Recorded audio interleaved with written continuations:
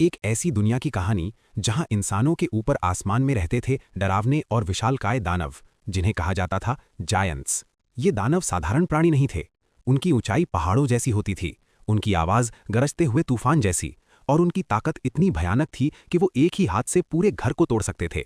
कहा जाता था कि बहुत साल पहले ये दानव आसमान से नीचे उतर आए थे और उन्होंने इंसानों की दुनिया पर हमला कर दिया था। उनकी भूख बहुत खतरनाक थी, क्योंकि उन्हें इंसानों का शिकार करना पसंद था। पूरा राज्य डर से कांप उठा था। लोग अपने घरों में छिप गए थे, क्योंकि जब भी कोई दानव धरती पर आता तबाही मच जाती।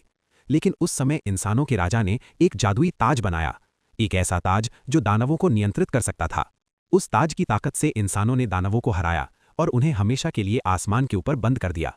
समय बीतता गया और धीरे धीरे लोग दानवों की कहानी को सिर्फ एक पुरानी दास्तान समझने लगे। लेकिन सच ये था कि आसमान के ऊपर दानव अभी भी मौजूद थे। उनकी दुनिया अंधेरी, डरावनी और खतरनाक थी। वहां बड़े बड़े किले थे और हर जगह विशालकाय दानव घूमते रहते थे। उन दानवों का एक भयानक नेता था जिसका नाम था फॉलन। फॉलन बाकी दानवों से भी ज्यादा खतरनाक था। उसकी दो सिर जैसी शक्ल थी और उसकी आंखों में सिर्फ नफरत और गुस्सा भरा हुआ था।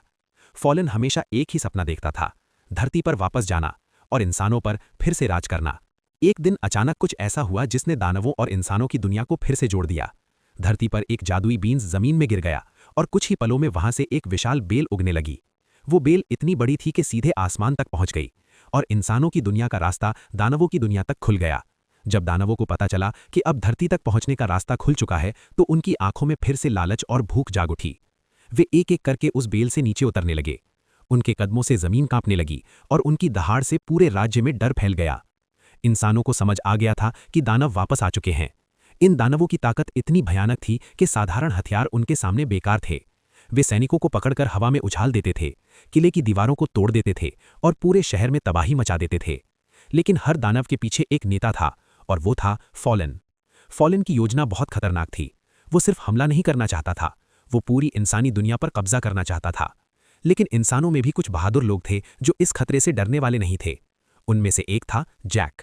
जैक एक साधारण किसान का बेटा था, लेकिन उसके अंदर एक सच्चे हीरो का दिल था। जब उसने दानवों को देखा तो उसे समझ आ गया कि अगर उन्हें रोका नहीं गया तो पूरी दुनिया खतरे में पड़ जाएगी। एक खतरनाक लड़ाई शुरू हुई, जहां इंसानों की हिम्मत और दानवों की ताकत आमने सामने थी। दानव बहुत बड़े और शक्तिशाली थे, लेकिन इंसानों के पास बुद्धि और साहस था। आखिरकार जैक उस जादुई ताज को हासिल कर लेता है जिससे दानवों को नियंत्रित किया जा सकता था। उस ताज की शक्ति से जैक दानवों को वापस उनकी दुनिया में भेज देता है और फिर उस विशाल बेल को हमेशा के लिए नष्ट कर दिया जाता है। इस तरह इंसानों की दुनिया एक बार फिर सुरक्षित हो जाती है। लेकिन आज भी लोग कहते हैं कि अगर कभी फिर से वो जादुई बीन्स जमीन में गिर जाए तो शायद दानवों की दुनिया का दरवाजा फिर से खुल सकता है और उस दिन जायंट्स फिर से लौट आएंगे।